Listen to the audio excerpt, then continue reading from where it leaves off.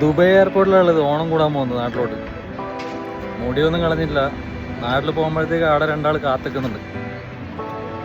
അപ്പോൾ ഒന്നിച്ച് തന്നെ മുടിയെല്ലാം മുറിക്കാം എന്ത് പറയുന്നല്ലേ, അതല്ല അതിൻ്റെ ഒരു ശരി.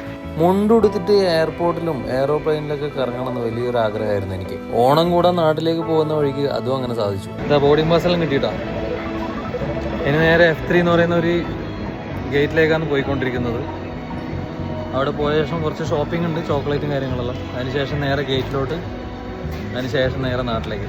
ഈ ഒരു പോക്കിൽ Air India Express hand baggage ഒന്നും വെയിറ്റ് നോക്കുന്നില്ല എന്ന് അറിഞ്ഞുകൊണ്ട് ഒരുപാട് ഷോപ്പ് ചെയ്തു.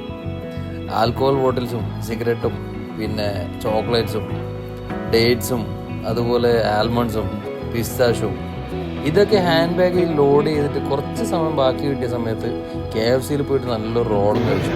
വിശന്നിട്ട് ഇപ്പം KFCയിൽ വന്നിട്ടുണ്ട് ഒരു റോള് മേടിക്കാൻ വേണ്ടിയിട്ട്. ഞാൻ അതും കഴിച്ചിട്ട് ഇവിടെ കുറച്ച് നേരം ഇരിക്കാം. അതിന് ശേഷം ഫ്ലൈറ്റ് ഓടിക്കാൻ പോകും. എന്ത് പറയുന്നത്?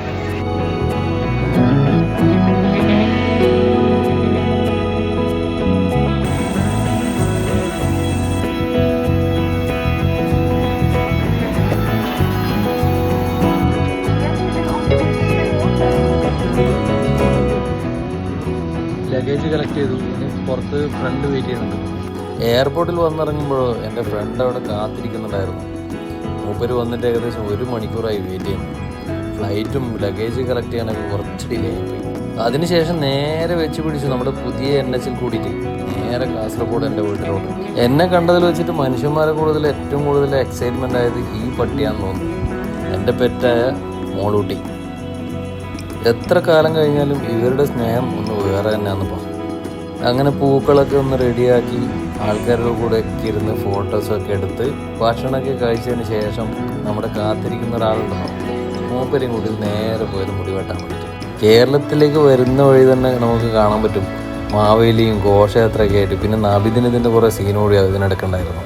നല്ല അടിപൊളി വൈബായിരുന്നു രാവിലത്തെ യാത്ര. അങ്ങനെ എല്ലാം കൂടിയിട്ട് ഇപ്രാവശ്യത്തെ ഓണം നല്ല അടിച്ച് പൊളിച്ച് നല്ല വൈബ് കളറായി. അപ്പോൾ എല്ലാവർക്കും ഒരിക്കൽ കൂടി എൻ്റെ സമ്പൽ സമൃദ്ധമായ ഓണാശംസകൾ നേരുന്നു കേട്ടോ. അപ്പോൾ പേജ് ഇഷ്ടപ്പെട്ടെങ്കിൽ ചാനൽ ഫോളോ ചെയ്യാനും കമൻറ്റ് ചെയ്യാനും ഷെയർ ചെയ്യാനും മറക്കരുതേ.